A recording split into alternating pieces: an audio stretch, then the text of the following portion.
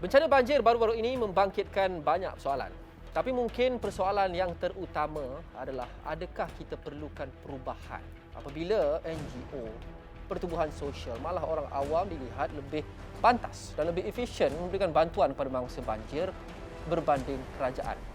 Adakah kita memerlukan perubahan untuk memastikan kita lebih bersedia selepas ini, apabila bencana melanda? Dan kita boleh elakkan lebih ramai nyawa yang terkorban atau mangsa yang terjejas bergerak ke hadapan. Ini Dialog 3 Penjuru.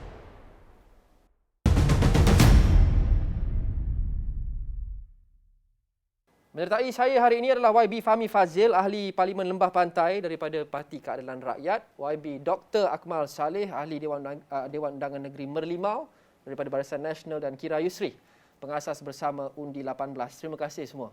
Terima kasih. Ladies first, Kira. Apa penilaian Kira terhadap cara kerajaan mengendalikan banjir baru-baru ini? Saya rasa sangat menarik kerana ini kerajaan pertama yang administrationnya bergerak menggunakan MOU bersama pihak pembangkang.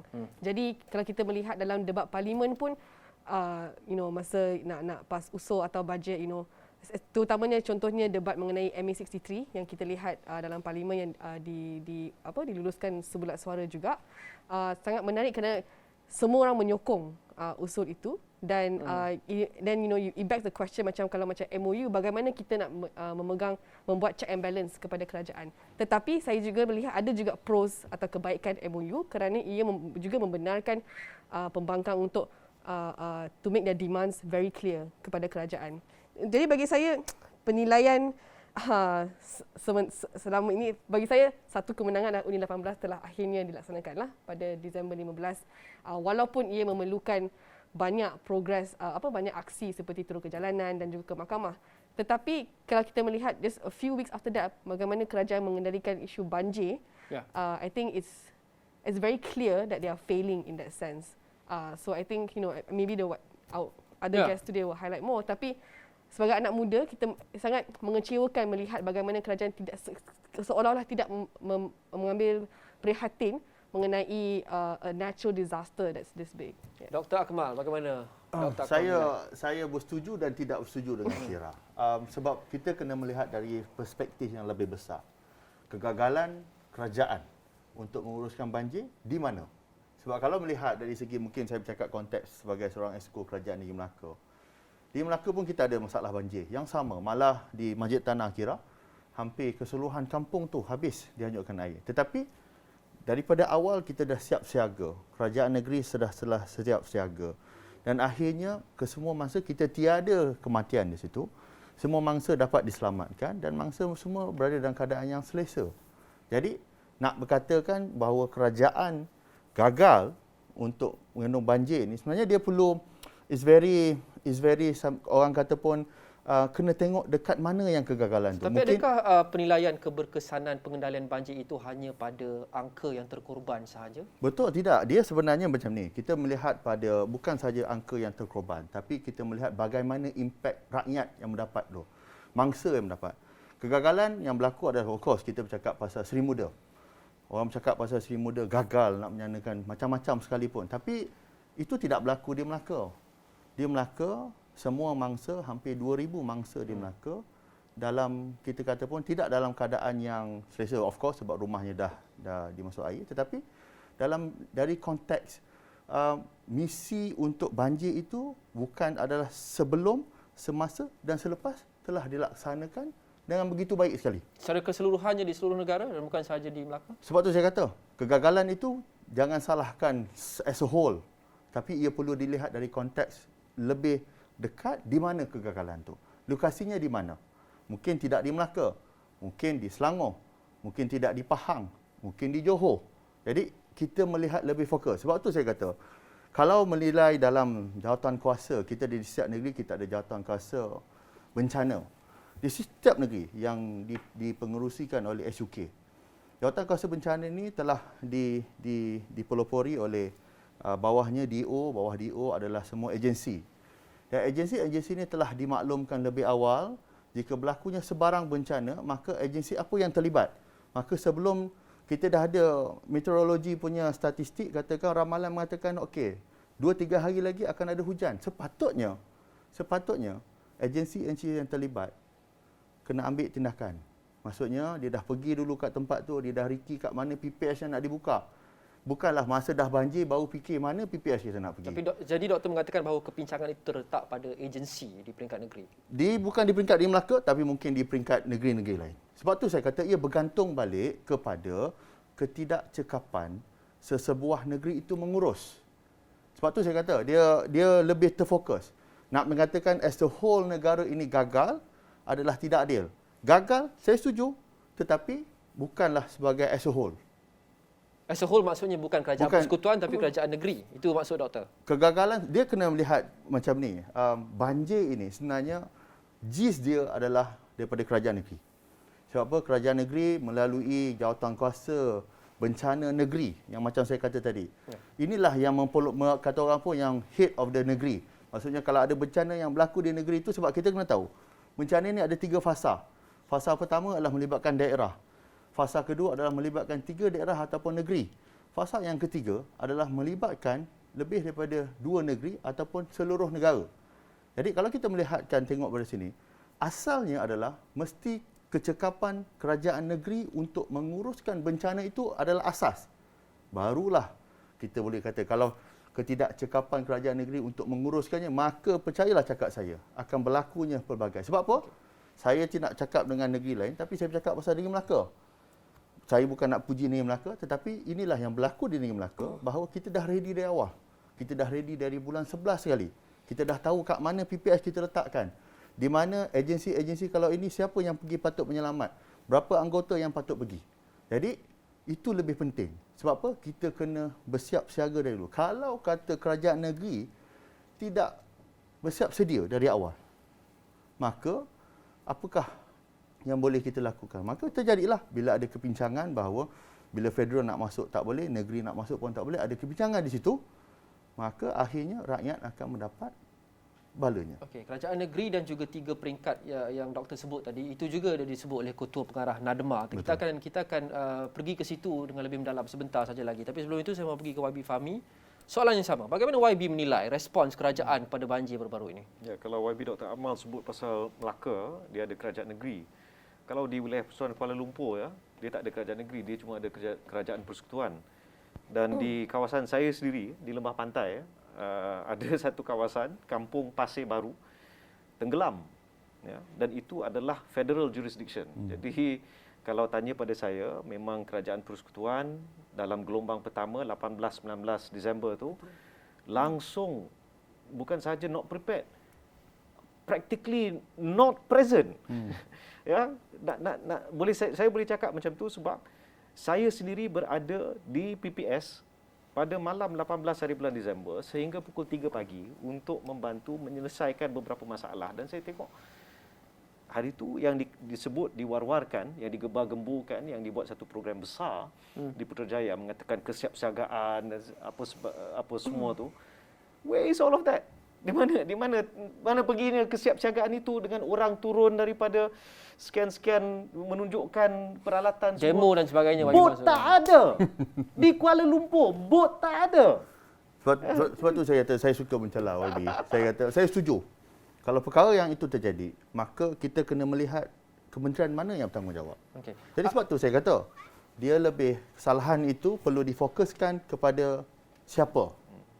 It's not as a whole, berlakunya kesalahan, tapi siapa yang melakukan. Adakah YB Fahmi setuju dengan poin itu? Kerana itu juga apa yang dikatakan oleh Ketua Pengarah NADMA, Datuk Dr. Aminuddin Hassim yang mengatakan ada 3 peringkat seperti yang Dr. Akmal sebut sebentar tadi. Dan kerajaan negeri ada kuasa untuk menggembeling agensi di peringkat negeri. Mereka patut bertindak dahulu. Adakah YB setuju dengan alibi ataupun dengan teori itu, dengan defense itu? Kami di Parlimen pada 20 hari bulan Disember dah minta untuk perkara ini dibawa dengan jelas, bawa ke Parlimen dan bincang. Tapi tak dibenarkan oleh speaker pada waktu itu atas alasan teknikal tak ada dalam aturan urusan mesyuarat. Perkara ini bagi saya di peringkat persekutuan, kita perlu rungkai, kita perlu bawa, kita perlu dengar penjelasan daripada menteri-menteri yang menjadi tanggungjawab mereka kepada rakyat, kepada Dewan Rakyat. Itu seperti yang terkandung dalam perlembagaan persekutuan. Jadi bagi saya, apa juga alasan yang diberikan di luar tidak cukup selagi ia tidak dibawa ke parlimen itu sendiri. Bagi saya, kita patut mengadakan satu sidang parlimen khas khusus. Mungkin bukan sekarang, tapi dalam masa terdekat. The next session bermula 28 Februari. Harapan saya, dan saya pasti, bila waktu ahli-ahli parlimen membahaskan usul menjunjung kasih, semestinya ramai ahli parlimen akan menggunakan peluang itu untuk membahas perkara ini. Tapi yang saya nyatakan dan ramai ahli-ahli parlimen nyatakan, Perdana Menteri seharusnya sebagai ketua majlis menggunakan kuasa yang ada untuk memanggil satu sidang parlimen khas dan meminta menteri-menteri yang bertanggungjawab untuk membentangkan apa sebenarnya pencapaian, apa sebenarnya kekurangan, apa sebenarnya yang perlu kita lakukan dari segi kesiapsiagaan, memandangkan monsun ini dia akan ada setiap tahun. Kita tak boleh lari. Ya, musim tengkujuh tu akan datang every year. Jadi bagi saya itu adalah sebenarnya cara terbaik untuk kita bahas, rungkai, teliti ya, secara menyeluruh dan ada kebertanggungjawaban kepada rakyat melalui parlimen. Faham. Tetapi krisis kali ini, banjir yang bermula pada 18 Disember, adakah adil untuk kita letakkan blame ataupun salah sepenuhnya kepada kerajaan persekutuan kalau kita lihat SOP-nya adalah kerajaan negeri yang lebih bertanggungjawab terhadap pengendalian banjir. Kerajaan negeri yang diterajui oleh Barisan Nasional, diterajui oleh Pakatan Harapan semua, tapi kerajaan negeri. Tapi susah nak kata macam Kuala Lumpur tak ada kerajaan negeri. Itu satu contoh saya faham. Ya. Tapi kebanyakannya adalah negeri. Ya, tapi macam Kuala Lumpur dengan penduduk seramai 1.8 juta, itu adalah satu konstituensi yang besar, satu jumlah yang besar. Tapi bagi saya semua pihak perlu bertanggungjawab, sama ada kerajaan pusat ataupun kerajaan negeri. Kita, bagi saya lah, tak produktif untuk kita nak cari siapa yang bersalah. Bagi saya lah, dia lebih bagi saya mustajab. Okey, kita boleh cari siapa yang bersalah, tapi heads must roll. Tak cukup nak kenal pasti dia ni lah yang bersalah. Kalau tidak ada tindakan untuk merektifikasi, untuk memperbetulkan keadaan, termasuklah dengan membuang mereka yang terlibat, yang telah mengakibatkan perkara-perkara. Macam saya bagi contoh ya, ramai yang tegur menteri tugas-tugas khas yang menjaga NADMA. Dan saya tengok jawapan beliau kepada khalayak jawapan beliau bagi saya is very unsatisfactory. Kalau dijawab di parlimen dah kena faham. Betul. Ya. Saya setuju, saya sangat setuju. Ini saya bukan nak backup kerajaan lah kali ini. Tapi saya sangat setuju. Sebab tu saya kata bila kita bercakap pasal nak blaming as a whole sebenarnya dia adalah hasil daripada ketidakkompetentan. Kata orang pun tak sesuai, tak kompeten langsung. Bila mana menteri yang berada di jabatan yang agensi yang sepatutnya menguruskan, tapi dia pun blur nak buat apa. Dia pun blur tak tahu dia nak buat apa. Sebab tu saya kata, tapi luckily di sebenarnya peringkat bencana ni adalah kuasanya jatuh kepada peringkat negeri dulu. Sebab tu saya kata YB Fahmi setuju, mungkin Kuala Lumpur tak ada negeri, mungkin kita memang akan salahkan federal. Tetapi kalau sebab tu saya kata nak bercakap menyalahkan seluruh kerajaan ini gagal, maka saya tidak bersetuju. Saya setuju dia ada gagal tapi bukan secara keseluruhan. Boleh saya tambah dari perspektif pengundi? Sila. Ya. Ya, masalahnya daripada perspektif pengundi, it doesn't matter anymore. Sebab bila kita lihat kawan-kawan sendiri tengah struggle, kita melihat ahli keluarga yang tak dapat dikontak kerana banjir, it's very hard for us to not be emotional about it. Jadi apabila bila ahli politik di social media dan juga dalam kegiatan media menyalahkan salah satu sama lain, I think bagi pihak pengundi kita melihat again you are politicizing this issue. Tidak pentinglah sama ada salahkan persekutuan atau negeri. Yang penting mereka berada di atas bumbung dan masih menunggu bantuan. Yes. Kita nak melihat ini yang terjadi kira sebabnya apa yang berlaku di Selangor sebenarnya. Bila mana MB menganggap bahawa MB bukan pengurusi MKN masa ketika itu. Dan MB mengharapkan ada orang lain pula yang menyusun atur. Tetapi pada hakikatnya adalah sebenarnya kalau bila MB sendiri bila dapat berlaku bahawa di Sri Muda tu, jadi bila Yang Amat Berhormat Perdana Menteri panggil meeting dan terus menyatakan bahawa MB kena jadi pengurusi MKN pada ketika itu MB Selangor, barulah dia rasa okey kita dah dapat balik fungsi baru nak buat. Sebenarnya ini adalah macam saya katalah, kalau ketidakcekapan dalam pengurusan, bagaimana kalau kata kita nak bercakap, kalau kata MB sendiri pun tak tahu YB MB sendiri pun tak tahu MKN ni ada 2 fasal, 2 jawatan kuasa. Dia duk cakap, dia ingatkan Transri Normah yang patut menguruskan bencana, tetapi sebenarnya yang menguruskan bencana adalah SUK. Bagaimana dalam satu kerajaan, sebagai ketua menteri besar di satu sebuah negeri, masih lagi dalam keadaan berteka-teki siapa punya tanggungjawab, siapa punya tanggungjawab. Akhirnya macam tu saya setuju Kira. Akhirnya pengundi yang dapatnya adalah pengundi. Sebab tu bila di pihak agensi, kita kena bersedia faham kenapa kita nampak NGO lebih ke depan, sebab agensi terikat dengan arahan. Jadi kalau arahan itu tidak dikeluarkan oleh pihak atasan, daripada pemimpin, tak kira lah daripada kerajaan maupun siapa sekalipun, tetapi pihak agensi ini tak boleh nak ke depan. Sebab mereka masih lagi terikat dengan arahan. Dan arahan ini dikeluarkan oleh pemimpin. Tapi bila mana pemimpin, dalam pemimpin sendiri pun tak tahu apa tugasnya. Macam mana nak buat. Menteri NAPMA pun tak tahu tugas NAPMA. MB pun tak tahu bagaimana nak menguruskan bencana. Maka macam saya kata, impaknya adalah kepada rakyat. Rakyat biasa. I think yang itu tu, sorry, tapi itu tak adil sebab Menteri Besar tak ada sini untuk jawab. Itulah kan. Saya jaga Kuala Lumpur, saya tak jaga Selangor. Ini adalah contoh. Ya, mungkin contoh. lepas ni mungkin dapat feedback. Itu adil. Tapi saya ajukan satu soalan yang mungkin soalan logik lah. Kita faham permainan menuding jari mungkin tidak sihat pada ketika ini. Kerana macam Kira cakap, orang ramai di luar sana apabila air sudah naik ke paras pinggang mereka tak fikir dah siapa punya tanggungjawab dan sebagainya. Tak fikir SOP dan sebagainya. Dan mungkin ramai yang setuju sidang parlimen khas perlu diadakan untuk kita bincangkan masalah yang genting ini.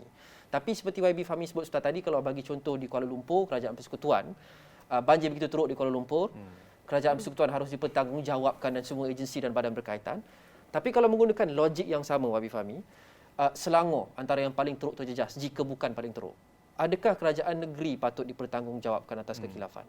Ya, sebab saya selama 2 minggu ni bertukus lumus untuk bangunkan balik satu kawasan yang sangat terjejas akibat banjir. Jadi saya tak dapat nak mengikuti apa yang berlaku di negeri Selangor secara teliti.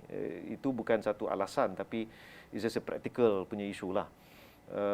Tapi saya berpandangan bahawa Menteri Besar tidak boleh lari daripada kritikan yang telah diberikan. Ya, tapi masa yang sama, saya lihat pihak kerajaan pusat juga tidak boleh membenarkan mana-mana kerajaan negeri, tak kiralah Selangor ke, walaupun dia adalah kerajaan di bawah Pakatan Harapan, mana-mana kerajaan negeri sekalipun, sehingga keadaan itu menjadi genting, sepatutnya terus masuk ambil tindakan.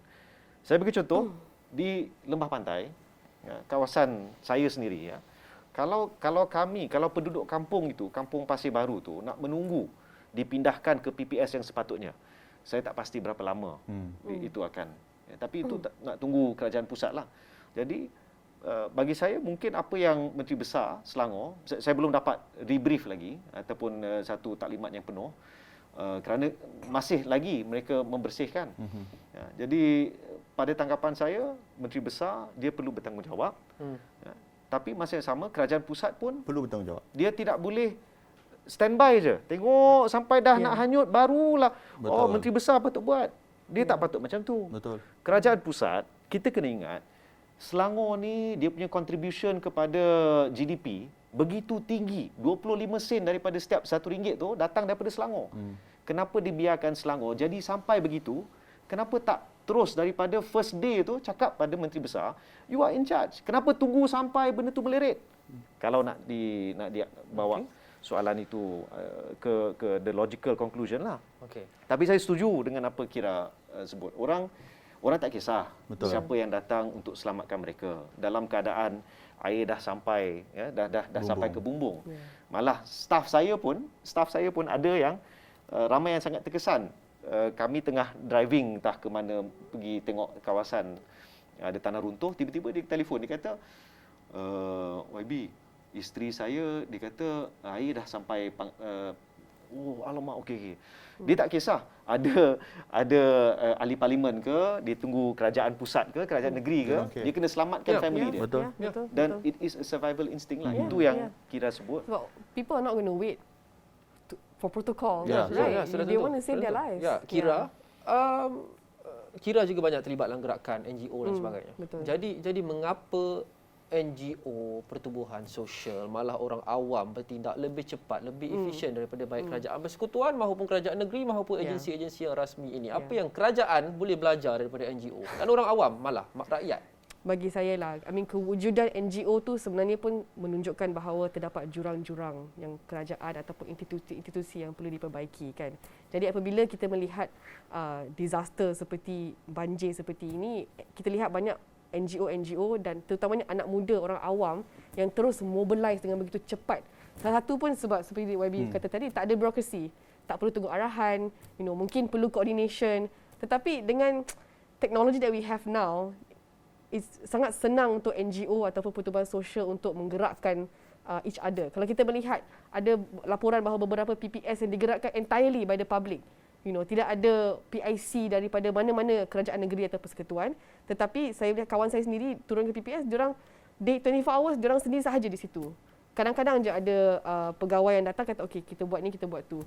Jadi saya tidak menafikan apabila ada disaster macam ni sangat susah untuk coordinate dan sebagainya. Tetapi I think you juga reflect the past year, kita jaga kita spirit. Macam mana orang Malaysia we are so sick of waiting that we just want to help each other. I think that's one of the reasons lah. Dan sebagai NGO juga saya sendiri, I run my own NGO and all that.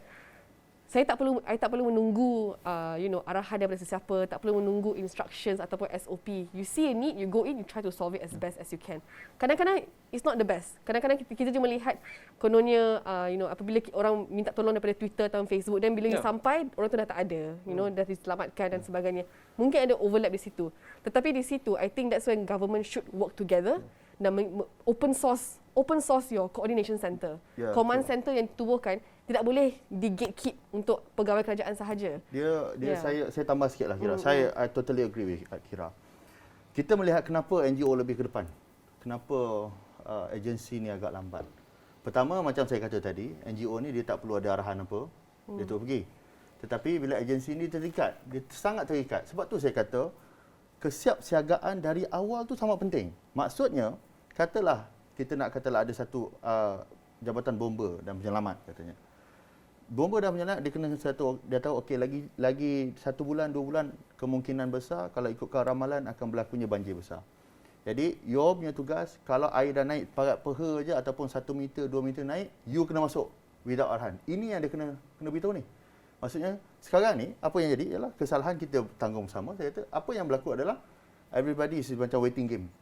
Dia nak pergi tapi dia tak boleh nak pergi sebab apa? Tak ada arahan daripada pihak atas. Daripada pihak atas pun dia konflik juga. Siapa nak bagi arahan? Adakah tim A nak bagi arahan? Tim B nak bagi arahan? Birokrasi. Akhirnya agensi-agensi ini tidak dapat maklumat yang tepat, dan itulah jadi seperti contoh juga bila berlaku di Sri Muda. YB, bila kita tengok di Melaka, saya sendiri pergi bersama dengan geng-geng kita sebab kita ada NGO kita sendiri. Saya sendiri pergi ke Sri Muda. Kita bawa 1 lori air, kita bawa, dan juga kita bantu dengan bagi bot masa ketika tu. Tapi masa tu, macam saya kata, kalau kita nak tunggukan agensi kerajaan pada ketika tu, mereka pun of course kita faham, dari segi birokrasi dia terlalu, bagi saya pertama, mereka tak ready.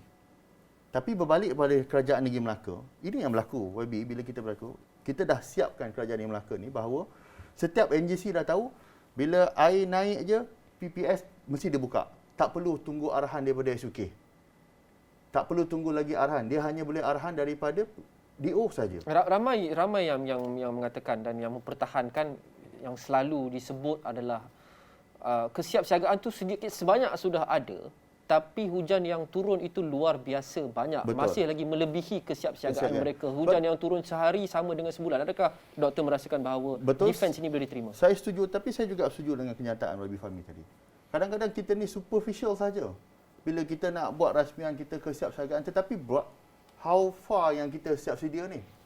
Bagaimana kita nak, contohnya macam saya kata, Jabatan Meteorologi dah keluarkan amaran ni saya rasa one week before, sebelum 18 hari bulan tu. Tetapi berapa ramai rakyat kita yang dapat tahu tentang perkara ni akan berlaku? Saya percaya hanya few people saja. Maksudnya apa? Kita masih lagi tidak siap siaga. Kita masih lagi tidak siap sedia. Tapi sebelum ni di Parlimen juga tak silap saya YB Nurul Izzah ada membangkitkan berkenaan dengan isu hujan, taburan hujan luar biasa banyak. Itu amaran sudah pun diberi. Betul, tetapi macam saya kata, it's all about superficial tapi tidak sampai kepada rakyat. Jadi sebab tu saya kata kalau kita nak bersiap siaga, berapa siap siaga kita? Berapa sediakah kita? Sebab tu dia kena ada indikasi macam mana saya kata tadi. Kalau kata kita nak siap siaga, kita rasa bila banjir je barulah kita nak buka PPS. Bila banjir je barulah kita nak hantar makanan. It's too late because air dah naik, macam mana nak hantar makanan? Sebenarnya siap siaga ni, you dah tahu bulan ni akan banjir, you dah siapkan dah makanan dekat tempat PPS tu. Mungkin you boleh buat store kat situ. Dan juga you dah siapkan dah agensi penyelamat in case naik aja air, you terus pergi. Sebab apa? Dia dah ada arahan dari awal. Saya teringat. Just to quickly add lah, in terms of kesiapsiagaan dan sebagainya kan. One of the easiest ways, pakailah SMS MKN tu. Kan, kalau kita nak realistically berapa ramai yang menonton debat parlimen kan, ataupun buka berita tengok berita cuaca dan sebagainya. Tapi kalau we get so many SMS on MKN, kalau penduduk-penduduk dapat warning yang okay, 1 week from now you must evacuate, you must get ready. Dia lepas 18 tu baru dia hantar. Itu pun macam cari Itu pun pegawai macam, berkenaan atau berdekatan. It's you don't need tanks or boats. Dialog Tiga Penjuru kembali selepas ini. Jangan ke mana-mana.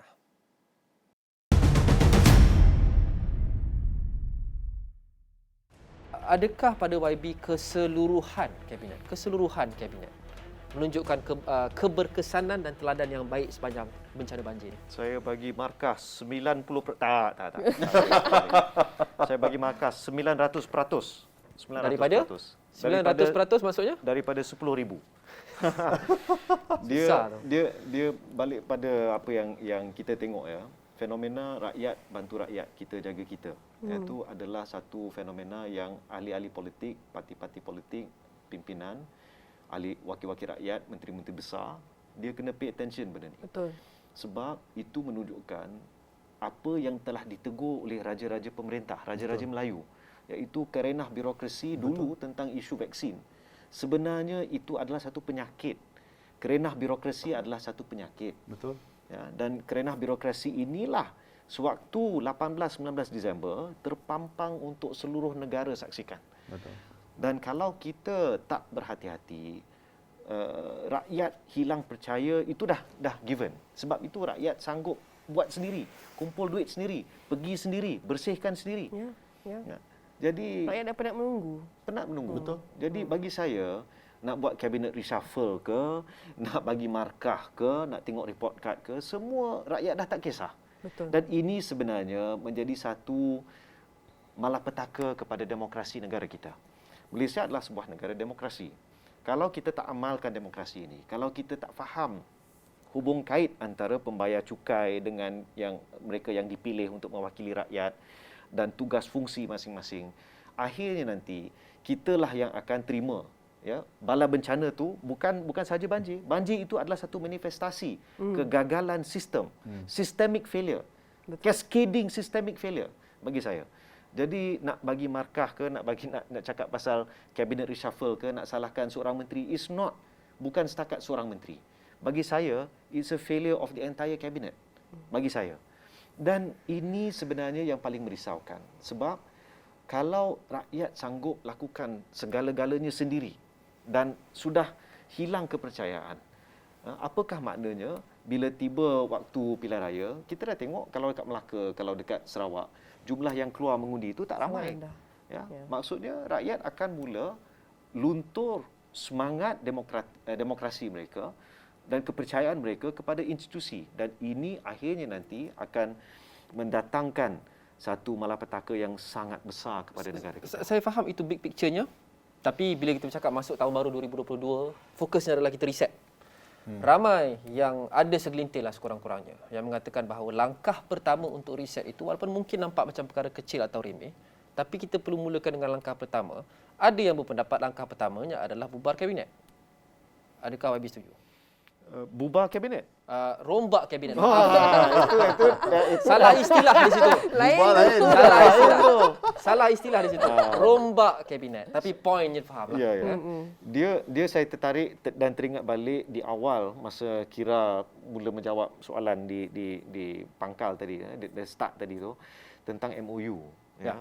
Bagi saya yang kita nampak dan banjir ini telah membuktikan hari-hari zaman kerajaan tahu segala-galanya, kerajaan mampu melakukan segala-galanya, dah lama berakhir. Maka kalau kita dah ada MOU ni, sekurang-kurangnya sehingga bila-bila lah, sehingga at least until hujung Julai ke apa ke, sekarang ni kerjasamalah dengan kami secara genuine, secara benar, secara betul-betul. Tak perlu rombak kabinet. Buat masa ni, bagi saya lah, tak guna sebab you are reshuffling from the same deck of cards. Tapi penting juga poin yang YB sentuh sebentar tadi. Kerana ada MOU yang berkuat kuasa sehingga Julai ni, YB mengatakan bahawa bencana banjir ini menunjukkan kegagalan keseluruhan kabinet iaitu kerajaan. Jadi secara prinsipnya, adakah pembangkang masih lagi akan menyokong kerajaan dalam perangkaan undang-undang akta dan sebagainya sehingga bulan Julai? Kerana tak silap saya MOU itu mengatakan bahawa kerajaan pembangkang tidak akan membantah.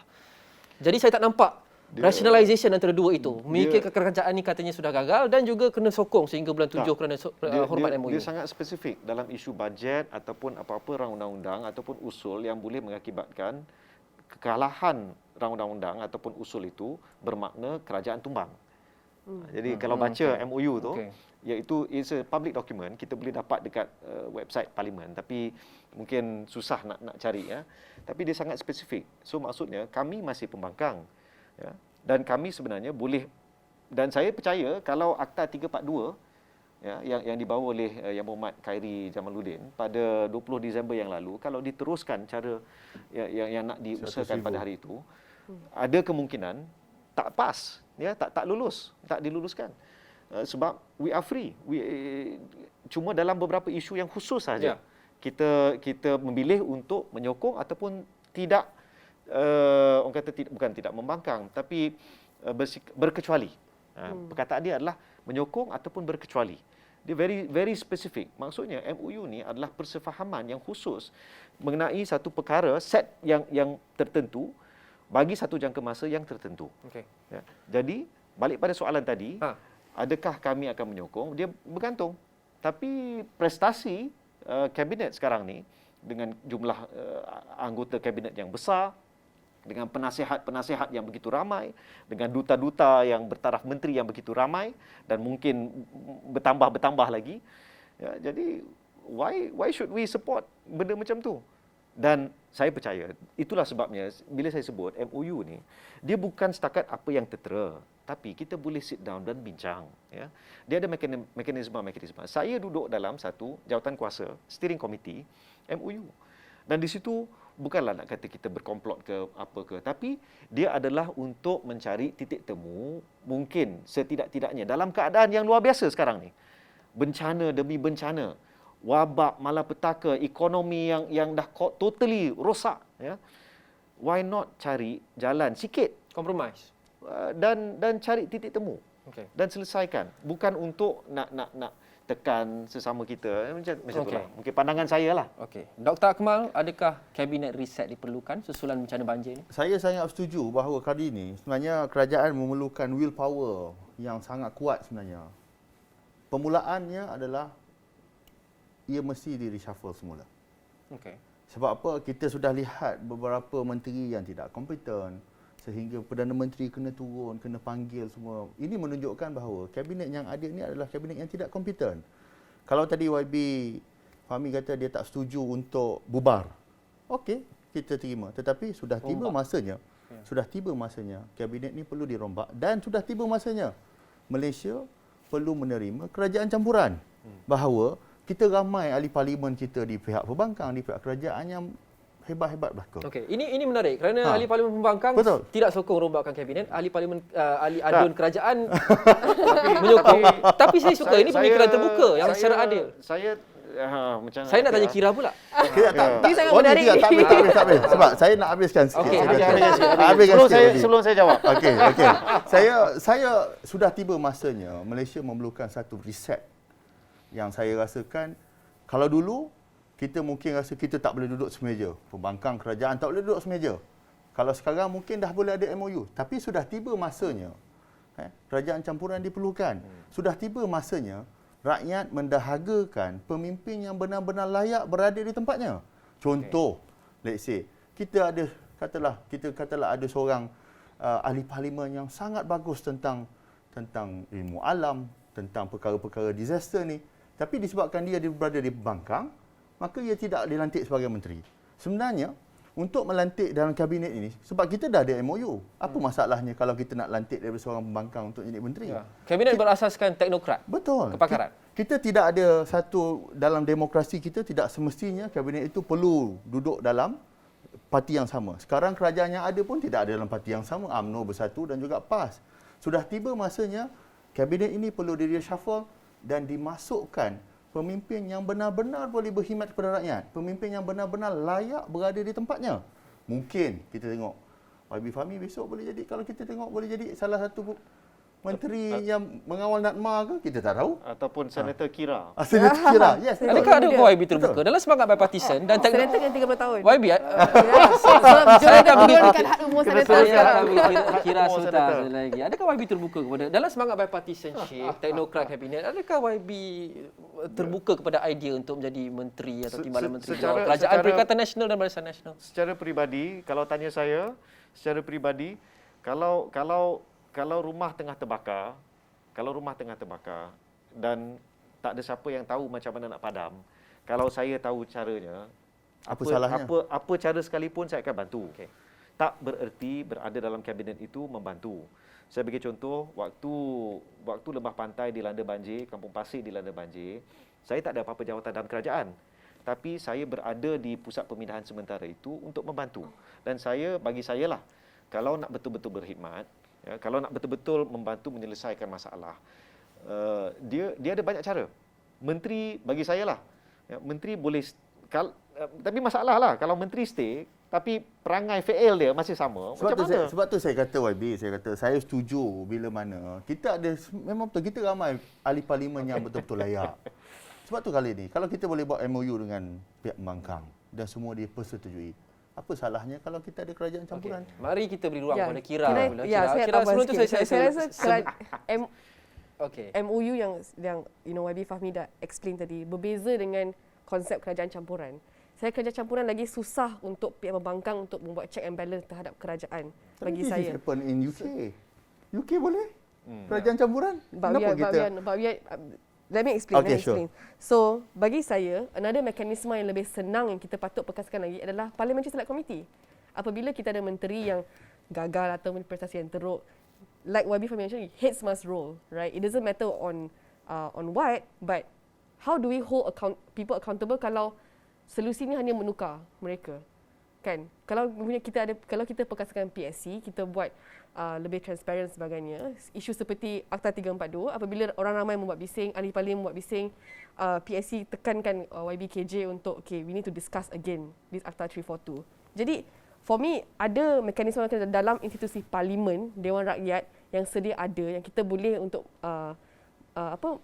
to hold them accountable lah kepada kabinet ini. Jadi bagi saya pada masa sekarang, sebagai persepsi di luar, rombakan kabinet seperti realistically saya rasa kerajaan campuran agak susah. So kalau kita rombak kabinet, it will be the same people within the same coalition. Untuk pengundi is the same thing. Again, also this is not the government that we voted for as well. So Sure.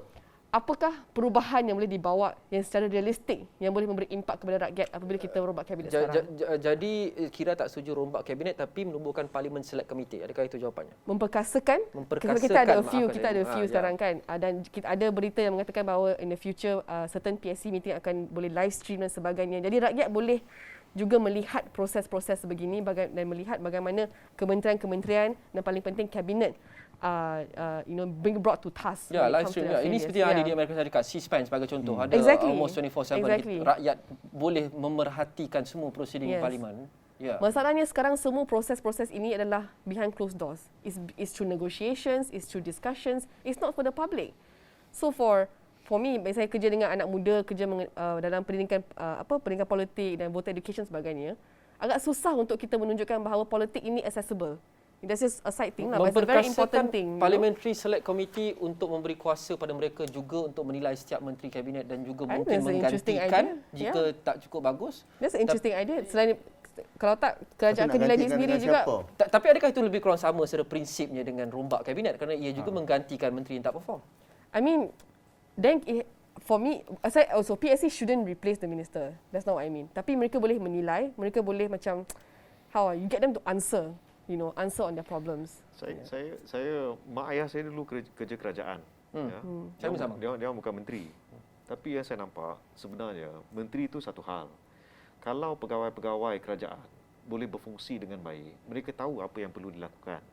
Dia tengok dulu kan tahun 60-an, 70-an ada satu sitcom British, Yes Minister dan Yes Prime Minister. Ya. Di situ kita tengok menteri-menteri. Masa time mak saya, kalau dulu-dulu dia kata Malayan Civil Service. Ya, Tun Tan Sri Raja Alias, Tun Raja Alias. Dia Malayan Civil Service dan dia bangunkan Felda dengan satu cara yang sangat baik ya. Itu that is to me lah sebenarnya dia bukan setakat menteri-menteri yang kena perform. Bagi saya KSU, TKSU, ketua-ketua bahagian dan sebagainya, SU bahagian, diorang semua ni dalam kerajaan itu, bagi saya pegawai-pegawai kerajaan ini mereka lah yang sebenarnya boleh to some extent kalau menteri gagal at least diorang tahulah apa nak kena buat. Saya tahu setengah daripada mereka datang jumpa saya. Mereka cakap benda macam ni. YB, menteri kami tak boleh lah YB. Tapi we just do lah. Dia tahu apa nak kena buat. Jadi bagi saya pegawai-pegawai kerajaan juga mainkan peranan yang sangat penting. Sebab at the end of the day, mereka lah yang memastikan dasar yang telah inilah masalah kita kat Malaysia. Kita terlalu mengharapkan menteri. Kita terlalu menaruh kepercayaan kepada menteri. Walhal yang sebenarnya melaksanakan ialah KSU, TKSU, semua pegawai kerajaan ini. Mereka lah yang melaksanakan dasar-dasar. Tapi kalau dasarnya salah, itu pun problem lah. Sebab tu akhirnya siapa pembuat dasar? Ahli parlimen. Exactly. Akhir itu dia punya asasnya. Tak. Ahli parlimen penggubal undang-undang ataupun dia meluluskan undang-undang. Pembuat dasar adalah sebenarnya bahagian dasar dekat tapi ia diluluskan atas dasar bila dibahaskan dengan ahli undang-undang parlimen. Undang-undang juga dasar lah. Sebab tu akhirnya saya berkata sebenarnya kalau kita rakyat ni dia tak nak kisahlah you nak buat PAC ke apa whatsoever, dia nak outcome. What is the outcome? What is the end product? Itu yang pertama. Sebab tu saya kata kalau kita letakkan orang yang non-competent duduk di satu tempat yang kita tahu dia tak mampu nak laksanakan dan sedangkan kita ada orang yang lebih baik. So what makes different kalau orang tu dimasuk dalam PAC, dia kata okey saya salah whatsoever. So nak tukar saya. Akhirnya tukar juga. Dia macam kita kena ada satu agensi bencana untuk menteri-menteri. Okey. Baik, kita teruskan perbincangan ini selepas ini tapi kita berhenti rehat seketika. Dialog 3 penjuru kembali selepas ini.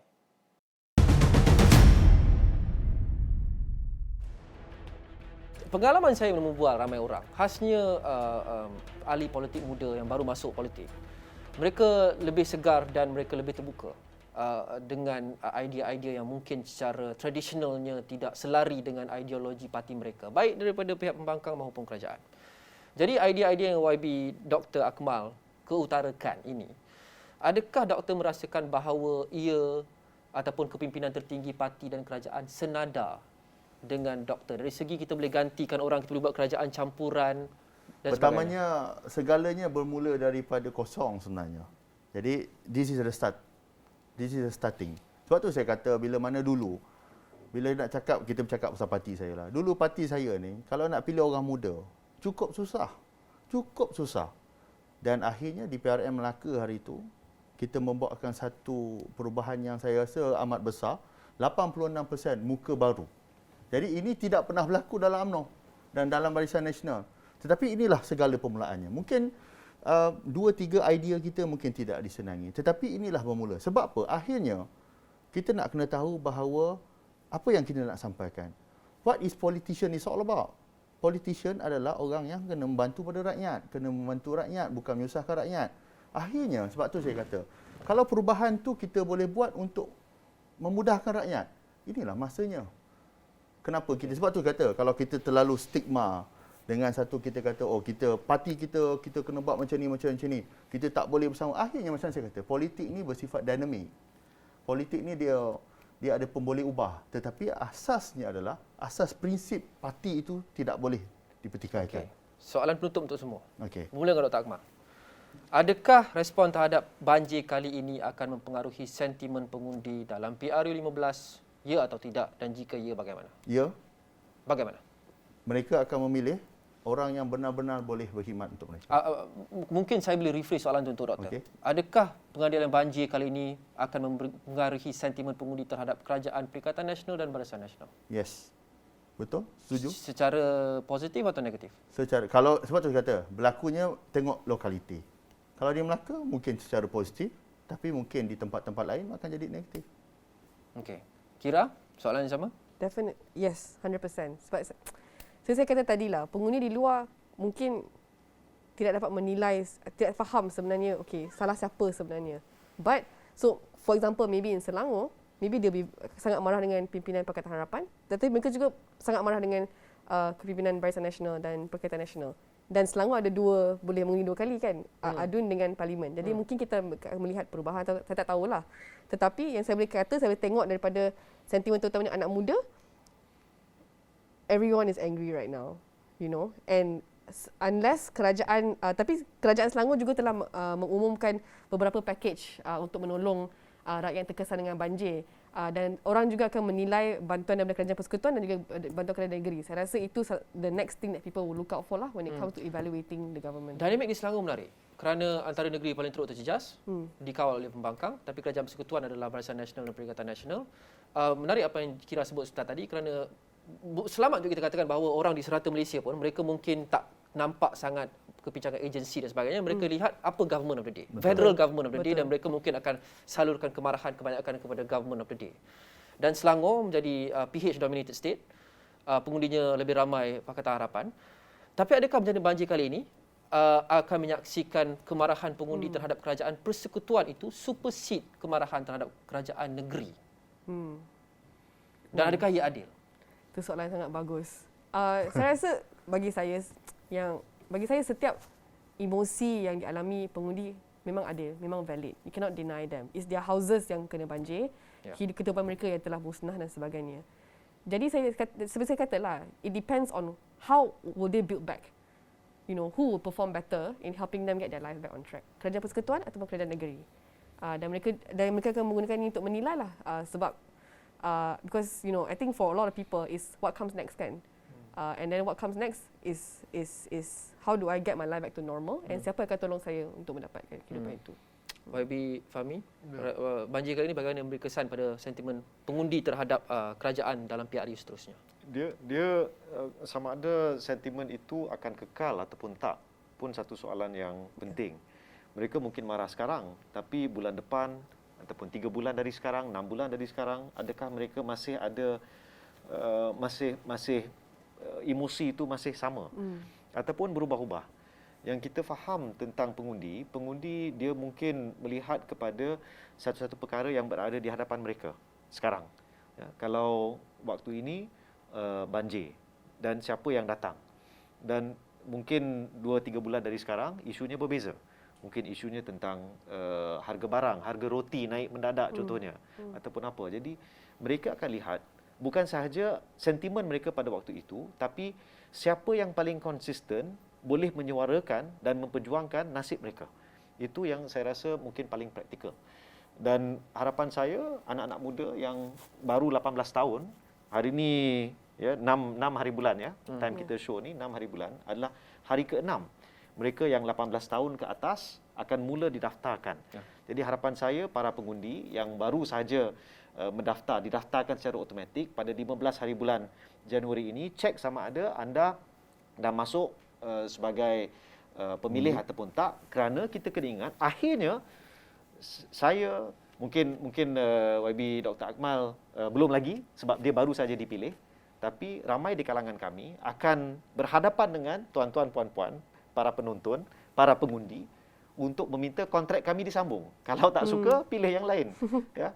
Jadi bagi saya, mereka akan fikir dan nilai bukan satu titik, tapi sepanjang masa sehingga mereka berada di depan peti undi. Mereka masih menilai. Jadi dia tak boleh nak kata sekarang, tapi sepanjang masa. Tapi untuk rangkumkan perbincangan kita pada hari ini, sejam dah. Saya ingin berbalik kepada apa yang kita cakap pada awal tadi, iaitu adil untuk kita katakan kerajaan persekutuan dan juga kerajaan negeri, generally kerajaan dan juga pembangkang juga boleh patutnya share the blame untuk banjir ini. Bukan secara keseluruhan di Malaysia, tapi di negeri Selangor. Adakah adil untuk kita katakan sebegitu?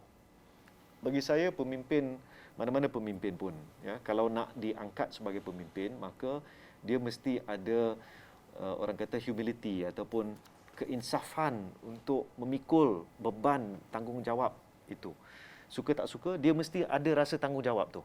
Kan? Setuju tak setuju, dia mesti ada. Ya, mesti ada perasaan tu. Jadi bagi saya, nak tak nak, sesiapa yang diangkat menjadi pemimpin mesti sanggup, ya, dilabelkan, dikritik sebagai gagal ataupun tidak berjaya melakukan sesuatu. Okay. Jadi bagi saya mesti bertanggungjawab. Faham. Untuk negeri seperti Selangor contohnya, kita faham poin YB berkenaan dengan KL, negeri Glen dan sebagainya, tapi negeri seperti Selangor, jika kita lihat adil untuk kerajaan negeri dan kerajaan persekutuan share the blame, adakah adil untuk pembangkang bergerak ke hadapan menggunakan kepincangan pengendalian banjir di Selangor sebagai modal politik untuk menyerang ahli-ahli politik kerajaan? Bagi saya, rakyat macam Kira sebut tadilah, dia tak tengok isu politik sekarang ni, rakyat tengok isu periuk nasi. Jadi kita kena selesaikan bab ni dulu. Ya. Okey. Terima kasih YB Fahmi Fadzil, Ahli Parlimen Lembah Pantai daripada Parti Keadilan Rakyat, Kira Yusri, pengasas bersama Undi 18, dan YB Dr. Akmal Saleh, Ahli Dewan Undang Negeri Merlimau daripada Barisan Nasional. Terima kasih kepada anda yang menonton. Kami juga ingin dengar daripada anda. Sudah tentu, pastikan anda tinggalkan komen anda di semua platform media sosial kami, kerana suara rakyat juga penting kepada perbincangan yang dibawa di Astro Awani. Terima kasih kerana menonton Dialog 3 Penjuru. Kita akan kembali dengan episod seterusnya minggu depan. Saya Luqman Haris. Assalamualaikum. Salam hormat.